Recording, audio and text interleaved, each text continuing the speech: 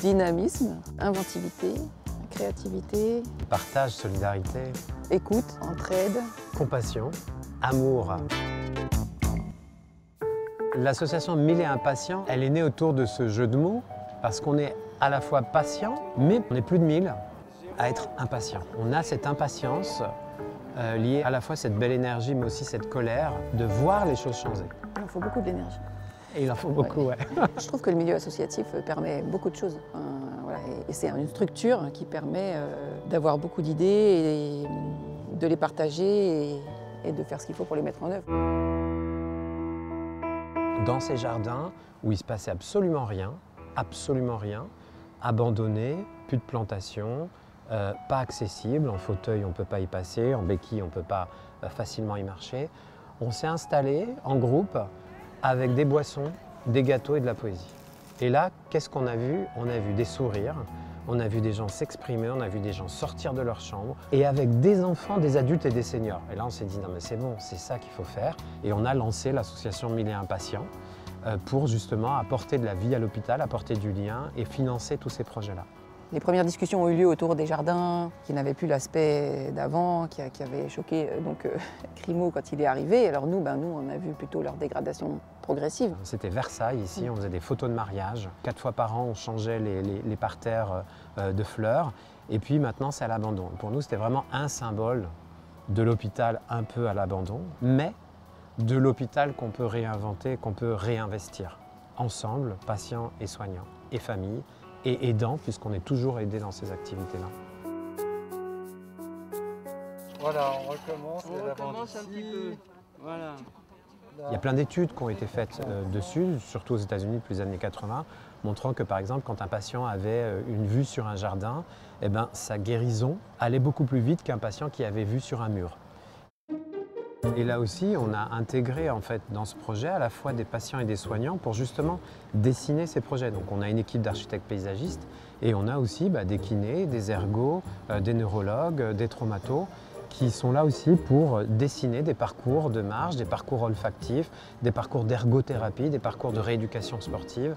Et c'est passionnant parce que là, on se retrouve ensemble et ça marche et ça fait du bien à tout le monde. Ce qu'on constate quand on rentre à l'hôpital, c'est que trop souvent, on ne nous considère pas comme des personnes.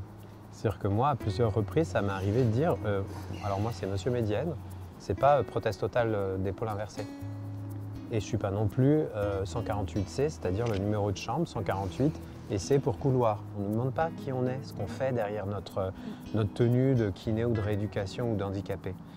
Et là, quand on fait parler les gens, on voit quoi? On voit des gens spécialisés dans la maîtrise d'ouvrage, maîtrise d'œuvre, montage de projets, recherche de financement, communication, psychologue, kiné.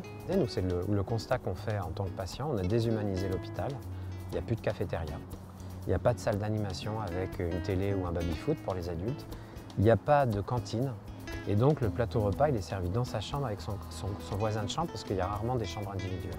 C'est vrai que ça me rappelle mon père qui a été hospitalisé l'année dernière plusieurs jours pour plein de soins, etc. Et il a écrit un petit recueil de son expérience à l'hôpital et de ses rendez-vous. Et il a écrit que quand il arrivait à l'hôpital, il enfilait sa peau de mouton, il devenait un mouton. Voilà, c'est comme ça qu'il l'a imaginé lui. Le lien, c'est fondamental. Et puis prendre les gens comme des personnes humaines avec des compétences, c'est ce qu'il faut faire.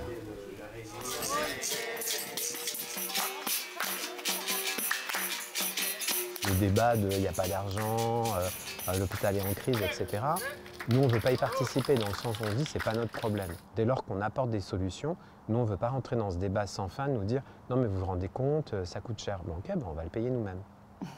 Et donc du coup, on a lancé le projet en disant on demande 0 € à l'hôpital, on va faire ça par mécénat privé, par donation, et on va commencer par des petits projets qui montrent qu'on peut faire la différence, qu'on peut apporter de la vie à l'hôpital.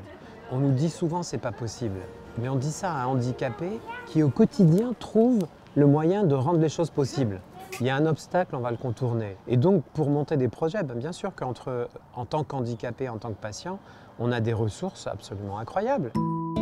1001 patients a vocation à aller partout. Parce qu'en fait, ce qu'on est en train de faire ici aux hôpitaux de Saint-Maurice, ça peut absolument être fait dans les autres hôpitaux, que ce soit les hôpitaux de rééducation en séjour long ou moyen, ou des hôpitaux plus classiques, entre guillemets, où on peut monter des projets, où on peut apporter de la vie, on peut faire en sorte que soignants, soignés se rencontrent. Et c'est redonner du sens à l'hôpital, redonner du sens aux liens, redonner du sens aux patients et aux soignants. Et on y croit à fond.